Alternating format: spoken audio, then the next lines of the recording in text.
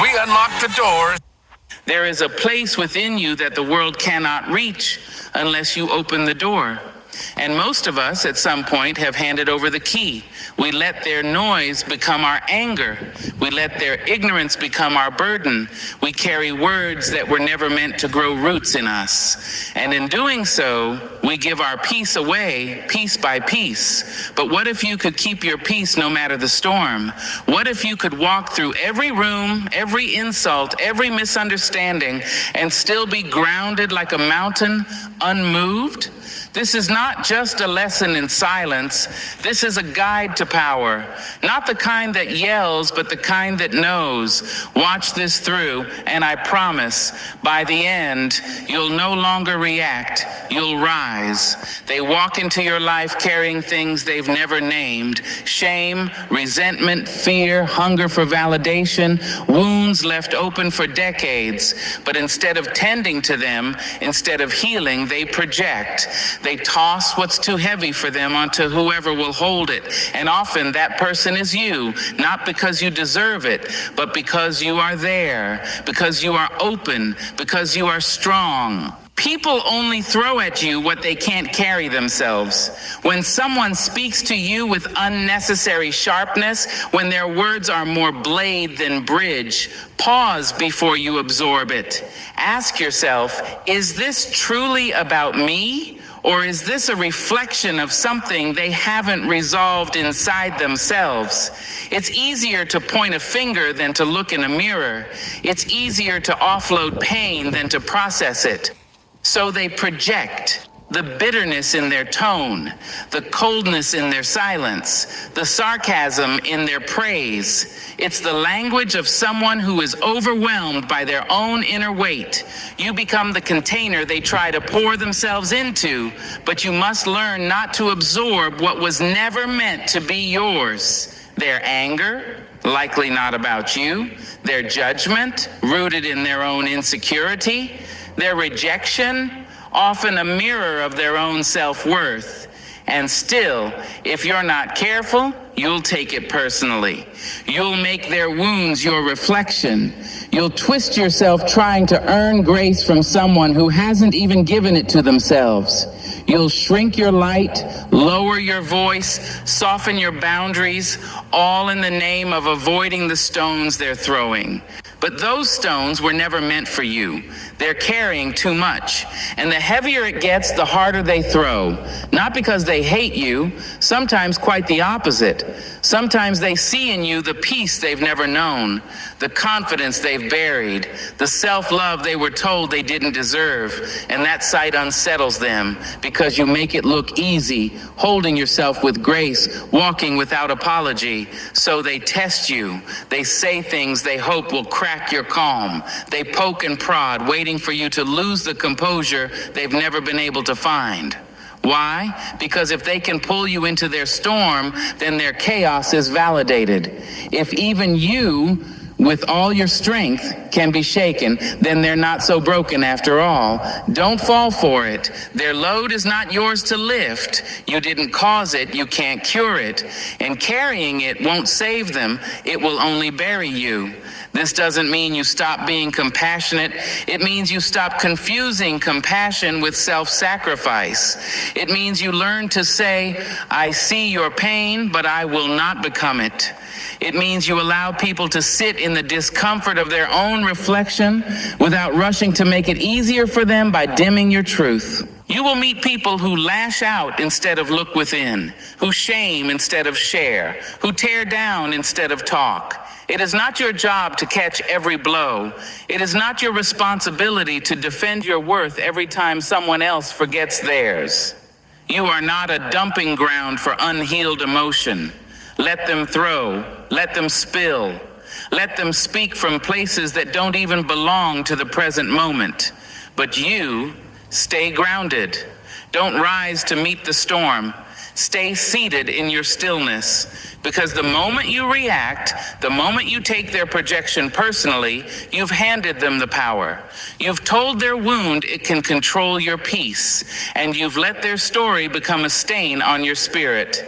Choose better, not for them, for you.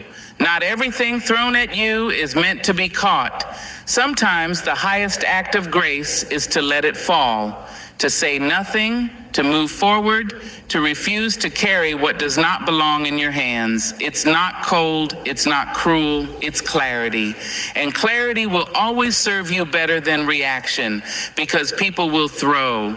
But your peace is not their playground, and your soul is not their storage space. Protect it, guard it, treat it as sacred.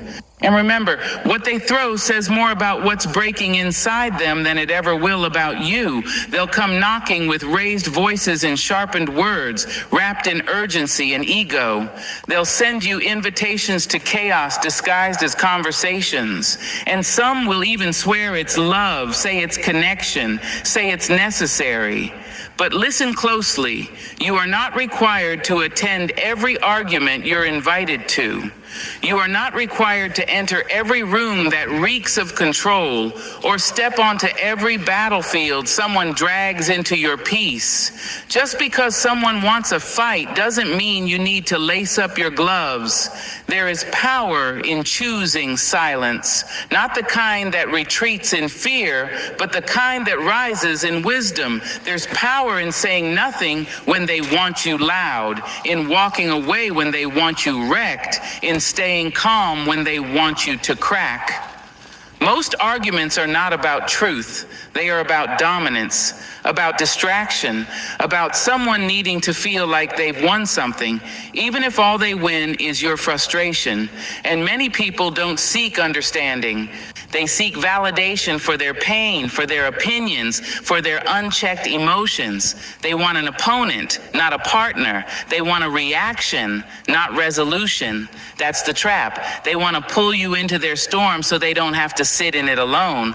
But your peace is not a gift you owe to anyone who refuses to find their own. There's nothing noble in exhausting yourself to make someone else feel right. There's no prize for who gets the last word. You don't get a medal for staying in rooms that strip you of your joy. You have every right to leave when the tone turns from truth to manipulation. You have every right to say, this conversation no longer serves either of us. You have every right to protect your energy like the precious thing it is, because it is. Every time you stay in a pointless argument just to prove your point, you trade peace for pride. Every time you raise your voice just to match theirs, you descend to the very level you were trying to avoid, and eventually you start to lose the most sacred part of yourself, your stillness, your clarity, your sense of who you are beyond reaction. They may call you cold for walking away. They may say you're avoiding things, accuse you of not caring. Let them talk. People who are addicted to conflict will always resent your peace. People who only know how to connect through combat will always feel abandoned when you choose silence over struggle. But choosing not to engage is not avoidance. It's mastery. It's refusing to be reduced. It's knowing that not every fire is meant to be fought. Some are meant to burn out on their own while you walk away untouched. There are people who will try to bait you every time they feel out of control. Their questions aren't questions, they're traps. Their tone isn't curious, it's combative. You owe them nothing. Not your time, not your explanation, not your calm. Especially not your calm. Because not everything deserves a reply. And not every voice that reaches you deserves your ear. It takes strength to stand up and speak, yes. But it takes a different kind of strength to remain still and centered while others spin around you. That's the kind of strength that doesn't break, doesn't bend, and doesn't get dragged into mud every time someone else forgets how to stand. If you argue with a fool, someone watching may not know the difference. If you argue with someone determined not to listen, you've already lost. You cannot teach someone to understand you by screaming louder, and no one has ever been healed by humiliation. So stop entering wars just because you're invited. Let them battle their shadows without recruiting you. Let them throw their words into an empty hallway. You are not their echo. You are not their sparring partner. You are not here to make their anger feel justified. You're here to protect your light, and sometimes the greatest proof of power isn't in what you say, it's in what you no longer feel the need to say. It's in choosing silence, not because you're weak, but because you've grown. Some battles are won by walking away, not swinging back. Some arguments are lost the moment you enter them. And some peace is preserved by simply remembering you do not need to attend every argument you're invited to. Some invitations are best left unopened. It happens so fast, a word, a tone, a glance, and suddenly your chest tightens, your pulse speeds up, and your mind begins to race. You feel it rising, the heat in your throat, the storm in your belly, the sharp edge of emotion that demands to be released. That is the moment. Right there, that single breath between peace and reaction, that single second before your spirit snaps like a dry branch under weight. That is the moment you must choose to breathe. Not because breathing solves everything, not because a breath will make the problem disappear, but because it gives you back your power before you give it away. We are not taught to pause. We are taught to fire back, to defend, to retaliate, to protect our name, our pride, our space. But what if protection doesn't always look like reaction? What if true power is knowing how to hold yourself steady in the face of provocation? What if the greatest strength you could ever learn is the ability to breathe before you break? That breath, that sacred pause, is your anchor in a world that's constantly trying to pull you out of yourself. It's the space where wisdom whispers, even when emotion screams. It's the difference between regretting what you said and being proud of what you chose not to say. We live in a world addicted to speed. Arguments erupt faster than clarity can form. Decisions are demanded in real time. And in that rush, we say things we can't take back. We make choices we wish we could erase. We burn bridges in the name of urgency. But most fires don't start from hate. They start from heat. And heat can be cooled if only we remember to breathe. When someone insults you, you want to strike. When someone dismisses you, you want to be loud. When someone pushes your buttons, you want to push back. That is the natural reflex. But breath teaches you that you are not just a reflex, you are a response. And there's a difference. A reflex is automatic, it's emotional, it's raw, but a response is mindful, it's intentional, it's grounded. The breath is what transforms one into the other. The breath is where your soul reminds your ego that it doesn't have to defend everything. Breathe before you reply to that message. Breathe before you raise your voice. Breathe before you throw back the pain they handed you.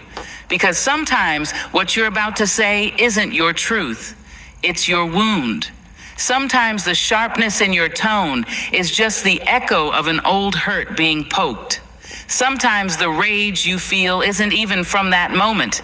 It's the accumulation of years you never let yourself process. But the breath knows, the breath reminds you, you are not in danger. You are in discomfort. And those are not the same. You have been taught to react because that's what the world models, but you can unlearn that. You can teach yourself to pause. You can teach your body that not every emotional spike is a call to war. You can teach your mind that not every disrespect needs to be returned. You can teach your soul to stay rooted even when everything around you shakes. This is not weakness. This is mastery. To know when to speak and when to hold, to know when to defend and when to release, to know when the cost of reaction is too high for the peace you've been trying so hard to protect. Breathe before you break, because you are not here to be shattered by life's chaos.